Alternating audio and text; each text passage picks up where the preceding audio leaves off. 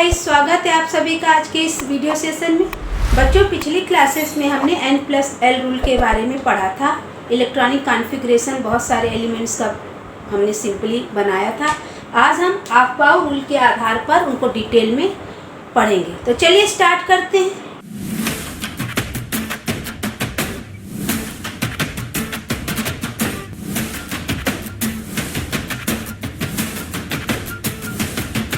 गांव में घर और उनके कमरों के हिसाब से मैंने पूरा बताया था। तो जो N+L रूल है उसको अफबाउस प्रिंसिपल, अफबाउ नामक वैज्ञानिक ने दिया था। उनके आधार पर, उनके दिए नियम के आधार पर इसका नाम है अफबाउ प्रिंसिपल। N+L हमको क्या बताता है बच्चों? एनर्जी लेवल बताता है, ऊर्जा का स्तर। अगर हमारे पास मुख्य quantum number, azimuthal quantum number ये सब हैं तो हम उनके आधार पर निकाल सकते हैं कि इलेक्ट्रॉन किस ऊर्जा स्तर में जाएंगे। ये मैंने पूरा डिटेल में आपको बताया, उसका ट्रिक अभी मैं आज बताऊंगी।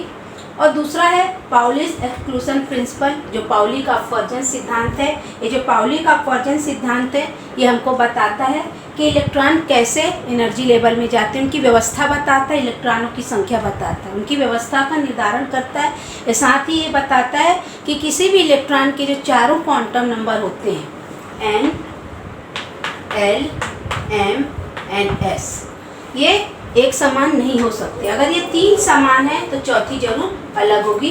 ये पाउली ने हमको बताया था। कैसे अलग होती है? इसको हम स्पिन क्वांटम नंबर या चक्रण क्वांटम संख्या बोलते हैं। जैसे मैंने बताया था, मान लीजिए हम S की बात करें, हमने इसको बताया था राम का घर है और उसमें एक बेड है। तो जो पहला व्यक्ति आएगा वो ऐसे सोएगा और जो दूसरा व्यक्ति आएगा उसके पैर की तरफ सिर करके सोएगा। मतलब ये था क्लॉकवाइज एंड एंटी क्लॉकवाइज बताने का तरीका था बच्चों कि ये जो चक्रण क्वांटम संख्या होती है हर इलेक्ट्रॉन की अलग होती है। अगर मान लीजिए इस रूम में ये वाला इलेक्ट्रॉन पहले इस ऑर्बिटल में आया है तो उसकी क्वांटम जो उसकी चक्रण की दिशा होगी ऐसी, तो दूसरे की ऐसी होगी। तो पाउली ने ही बताया था कि किसी भी इलेक्ट्रॉन की अगर हमें चारों क्वांटम नंबर की बात करें, अगर तीन समान हैं तो चौथी तो कभी समान नहीं होगी। मतलब चारों क्वांटम संख्या किसी इलेक्ट्रॉन के लिए एक समान नहीं हो सकती। तीसरे थे Hund's rule of maximum multiplicity, है ना। इन्होंने जो बताया था, बहुलता का सिद्धांत दिया था। ये पेयरिंग के बारे में बताते हैं। पेयरिंग का मतलब है जब हम किसी एटम की बात करते हैं तो उसमें सेल और सबसेल होती है। तो सबसेल में इलेक्ट्रॉन कैसे भरते हैं? मान लीजिए हम बात करें बोरॉन की, तो बोरॉन जो होता है उसका परमाणु क्रमांक 5 होता है और इसको जब हम लिखेंगे 2 और 3, 5, है ना। और हम इसको जब डिटेल करेंगे अफबाउ के रूल के सिद्धांत से, तो फर्स्ट H2, 2H2 और 2P1, 5 हो गए। और फिर जब हम इसको और आगे डिटेल करेंगे तो हमारा फर्स्ट H2 ऐसे हो जाएगा, चक्रण क्वांटम इलेक्ट्रॉनों का इस तरीके से आएगा, 2S में इस तरीके से हो जाएगा। और जब हम 2P की बात करते हैं तो 2P में हमारे पास 3 ऑर्बिटल्स होते हैं। तो 3 ऑर्बिटल्स में ये Px है, Py है, Pz है। तो जो पहला इलेक्ट्रॉन है, पांचवा इलेक्ट्रॉन, वो ऐसा जाएगा। जब हम बोरान के बाद जब हम कार्बन की बात करेंगे तो कार्बन का एटॉमिक नंबर होता है 6। तो जब हम इलेक्ट्रॉन का इनका वितरण देखेंगे, इलेक्ट्रॉन कैसे किस ऑर्बिटल में जाएंगे, किस एनर्जी लेवल में जाएंगे, तो ये फर्स्ट S में तो रहेगा, 2S में भी 2 रहेगा, 2P में 1, तो 5 हुआ। तो जो छठवां इलेक्ट्रॉन, इसमें पेयरिंग नहीं होगा, ये पहले 2Px 2Py इसमें जाएगा। उसके बाद हम जब नाइट्रोजन की बात करेंगे, नाइट्रोजन का होता है 7, तो जो सातवां इलेक्ट्रॉन है वो 2Pz में जाएगा। ऐसे इसमें पेयरिंग है, इसमें पेयरिंग नहीं होगी। मतलब जो ऑर्बिटल्स हैं, जो सबसेल के कक्षक हैं, जब तक उनमें सिंगल सिंगल इलेक्ट्रॉन नहीं बढ़ते तब तक उनकी पेयरिंग नहीं होती। ये हमको हुन्स ने बताया था। जब हम ऑक्सीजन की बात करेंगे तो ये होता 8वां, 8 होते हैं। तो अब 8वां इलेक्ट्रॉन है, ये तो पेयरिंग हो गई, तो अब इसमें पेयरिंग करेगा ये। फिर ऑक्सीजन के बाद हमारे पास फ्लोरीन आता है तो ये इसमें जाएगा। उसके बाद आता है नियॉन, जिसका 10 होता है, तो ये इसमें ऐसे जाएगा। और स्पिन क्वांटम नंबर इसीलिए बोलते हैं एक समान नहीं होती। देखिए इनका जो डायरेक्शन है, चक्रण है, जो उल्टा हो जाता है, क्लॉकवाइज एंड एंटी क्लॉकवाइज। तो ये जो है युग्मन के बारे में हमको इस रूल से पता चलता है। अब हम डिटेल में आपको अफबाउ प्रिंसिपल्स बताते हैं कि आपको रटना ना पड़े कैसे ये बनता है। और ये दोनों रूल सब ये मिक्स होके ही हम किसी भी इलेक्ट्रॉन का इलेक्ट्रॉनिक कॉन्फ़िगरेशन बना सकते हैं। कुछ एटम होते हैं जो उनका अपवाद एक्सेप्शंस हैं, जैसे हम क्रोमियम की बात करें, कॉपर की बात करें, पैलेडियम की बात करें, अर्जेंटम की बात करें, आयरन की बात करें। इस तरीके से बहुत सारे और भी होंगे एक्सेप्शंस हैं जब हम इनको भरते हैं, इनको भी मैं एक दो को एग्जाम्पल आपको बता दूंगी तो कैसे ये अपवाद के रूप में भरते हैं, और ये सिर्फ मोर स्टेबिलिटी के लिए वो सब करते हैं, उसको भी जब हम एग्जाम्पल कराएंगे तो आपको बताएंगे। तो हम सबसे पहले अबाव का प्रिंसिपल को सिंपलेस्ट फॉर्म में पढ़ने का प्रयास करते हैं। उसकी 2 ट्रिक मैं आपको बताऊंगी ताकि आप लोग को अच्छे से याद हो। अगर आपने एक बार इसको अच्छे से पढ़ लिया, आप आगे बीएससी करें, एमएससी करें, आपका डाउट अगर आपने अभी क्लियर कर लिया तो ये परमानेंट मेमोरी में आपके सेव हो जाएगा। तो चलिए हम अबाव रूल को पढ़ते हैं। अबाव जो रूल है वो एनर्जी लेवल को बताता है N+L, है ना, N+L रूल के लिए। तो हम इसको कैसे हमको करना है, कैसे ये आता है, तो हमको इसकी 2 ट्रिक है, हम कैसे लिख सकते हैं। हम इसके लिए देखिए, पहले हम लिखेंगे S, उसके बाद फिर S एंड P, फिर लिखेंगे S P, थर्ड के लिए D, फिर लिखेंगे हम S P D, फिर लिखेंगे F। हम यहाँ पे फर्स्ट S लिखेंगे, ये हमारा 2S, ये 2P है, ये हमारा 3S 3P है, और ये 3D है, ये 4S 4P 4D 4F है। उसके बाद हमारे पास 5S आएगा, 5P 5D 5F। उसके बाद हमारे पास 6S 6P 6, ये D 6D और ये 6F। उसके बाद हमारे 7S 7P 7D 7F। उसके बाद 8S 8P 8D 8F। इसको हम लिख लेंगे। अब हम इसको कट करेंगे एरो लगा के, पहले ऐसे करेंगे, उसके बाद ये देखिए ये वाला करेंगे, उसके बाद इसको आप एक स्केल रख के भी इसको आराम से कर सकते हैं। इसके बाद ये वाला हमारा आएगा, थोड़ा इसको अच्छे से आप स्केल रख के करेंगे तो बहुत अच्छे से आपसे बनेगा ये। उसके बाद ये देखिए,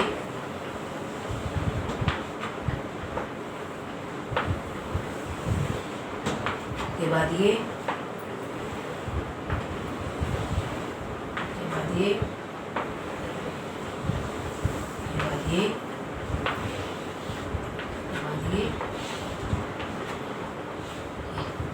हमने इसको कट कर लिया। अब इसके बाद हम इसको कैसे मिलाएंगे हम आपको बताते हैं। तो देखिए ये हेड है, ये टेल है, तो हम इसके हेड को दूसरे वाले की टेल से ऐसे मिलाएंगे, ऐसे। उसका इसका हेड तो इसको टेल से मिला देंगे, फिर इसका हेड है चौथे वाले, इसका मिला देंगे, फिर इसका जो हेड है इसके टेल से मिलाएंगे। इस तरीके से हम इसको पूरे को कंप्लीट कर लेंगे। आप लोग इसको बना के प्रैक्टिस करेंगे ना। S के नीचे पूरा S लिखेंगे, P के नीचे पूरा P, D के नीचे पूरा D और F के नीचे पूरा F। और हम जानते हैं जो मुख्य क्वांटम नंबर जब सेल 1 होता है तो इसमें सिर्फ एक ऑर्बिटल होता है। जब हम 2 लेते हैं तो इसमें 2 हो जाते हैं S और P, 3 लेते हैं तो S P और D, जब 4 लेते हैं तो S P D F। इस तरीके से बढ़ता जाता है, इसीलिए यहाँ पे P और यहाँ पे D, यहाँ पे F नहीं आ रहा है, 4th से ही स्टार्ट हो रहा है S P D F। इसका आप ध्यान रखिएगा, तो बहुत इजीली आप इसको कर पाएंगे। इस तरीके से आप देखिए, इसको आप मिला लेंगे। और फिर जब हम इसको मिलाने के बाद जब इसको लिखेंगे तो कैसे लिखेंगे, फिर मैं उसको याद करने की आपको ट्रिक बताऊंगी, आप बहुत आसानी से याद कर सकते। ये हमने मिला लिया। अब देखिए सबसे पहले हमारे पास आ रहा है फर्स्ट एस, है ना, हम यहाँ पे फर्स्ट एस लिख लेंगे। इसकी एनर्जी सबसे कम होगी। फिर जब हम इसको बढ़ाते हैं तो देखिए 2s, 2s के बाद जब आगे बढ़ते हैं तो 2p, फिर 3s, 2p के बाद 3s,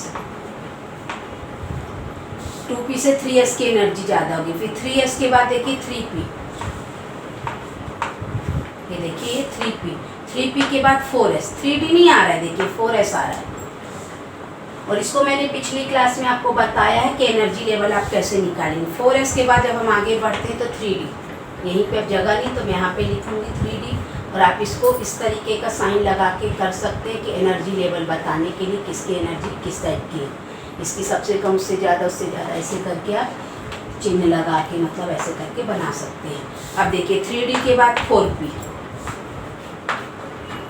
4p के बाद 5s, है ना। देखिए 3d के बाद यहाँ पे 4s था, 4p पे 5। अब 4p के बाद हमारे पास 4d नहीं आ रहा है, हमारे पास 5s आ रहा है। जब हम इनके एनर्जी लेवल देखेंगे N+L रूल से, उसका भी मैं सारणी आपके उसमें डाल दूंगी, जब YouTube में अपलोड करूंगी पूरा बना हुआ टेबुलेशन के रूप में, तो आपको आसानी से सबका क्लियर हो जाएगा।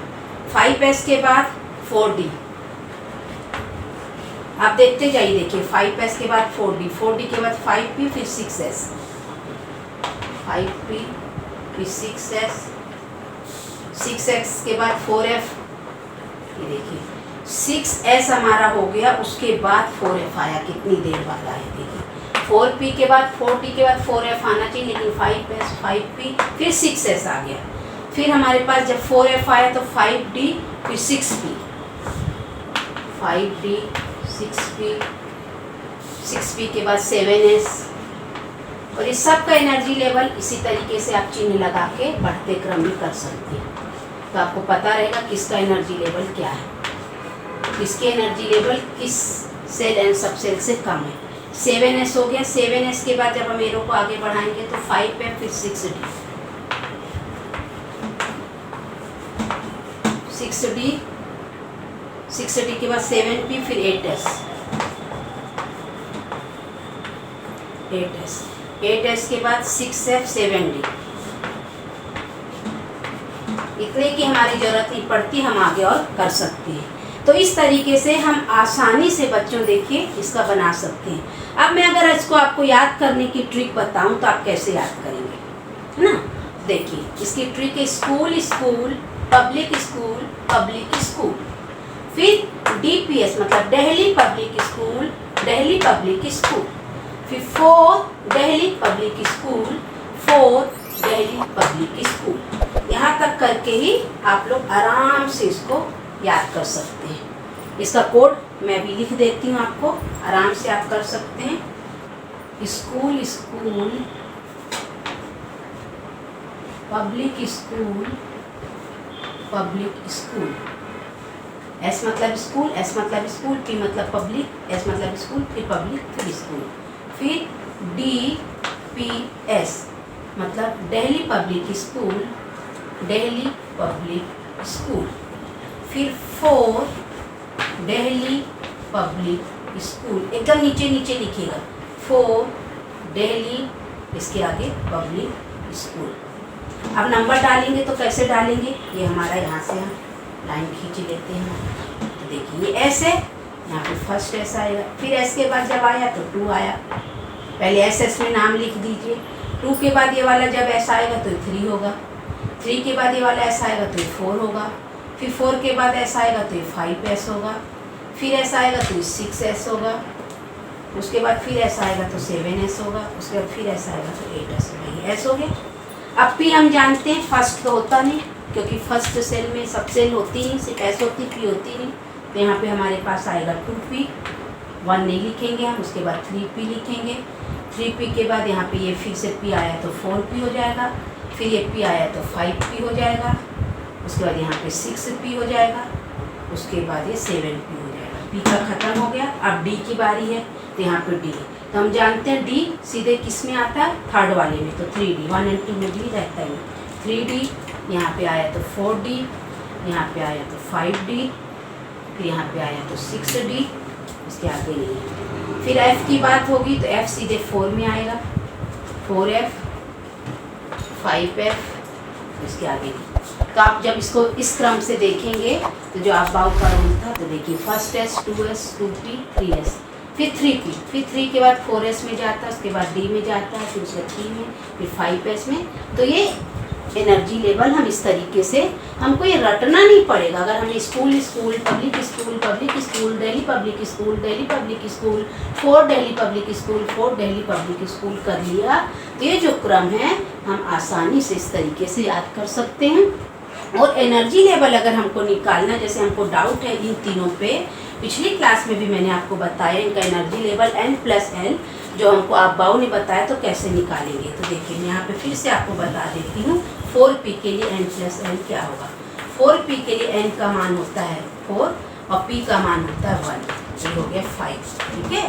उसके बाद 5s के लिए हम देखेंगे तो n का मान होगा 5 और s का मान 0 होगा, तो ये भी हो गया 5। फिर जब हम 4d के लिए देखेंगे तो 4 हो जाएगा और d के लिए होता है 2, तो ये हो जाएगा 6। तो देखिए 5, 5 और 6 सेम है, तो इसमें n देखेंगे, n 4 ये वाला काम है। तो किसका वैल्यू था, ये वाला। तो पहले 4p आया, उसके बाद 5s था, ये हमारा 5s था और ये हमारा 4d था और ये हमारा क्या था 4p। तो इसीलिए इसकी एनर्जी कम है, इसलिए 4p पहले आएगा, उसके बाद 5s आएगा, उसके बाद 4d। तो मतलब हम n+l करके आराम से हमने जो लिखा है इस रूल से, अगर एग्जाम में ऑब्जेक्टिव पूछता है, MCQs पूछता है, तो आप इसको फटाफट स्कूल करके उनका नाम लिख के कर सकते हैं। फिर n+l से अपने डाउट ना हो, कुछ गलती ना हो, तो इस तरीके से तुरंत निकाल के, अगर आपको जरा सा भी कहीं डाउट होता है तो आप निकाल लीजिए। जब सेम आता है तो आप मुख्य क्वांटम संख्या n देखेंगे और n की वैल्यू जिसकी कम होगी उसका एनर्जी लेवल भी कम होगा। तो इस तरीके से आबाउ ने और हुंड ने मिलकर पूरा ये बताया कि कैसे इलेक्ट्रॉन किस सबसेल में जाएंगे और कैसे भरेंगे, और कैसे पाउली ने पूरा उसको बताया कि कैसे उनका चक्रण होता है, कैसे ऑर्बिटल से जो 1 बाय 1 करके भरते हैं। अब हम इसको डिटेल करके सारे जो 1 से लेके 30 तक हैं और कुछ जो पैलेडियम जैसे अपवाद हैं उनका 1 बाय 1 करके इलेक्ट्रॉनिक कॉन्फ़िगरेशन पूरा SPDF के रूप में भी नेक्स्ट क्लास में हम आपको पूरी प्रैक्टिस करा देते हैं। तो मिलते हैं अगली क्लास में, तब तक के लिए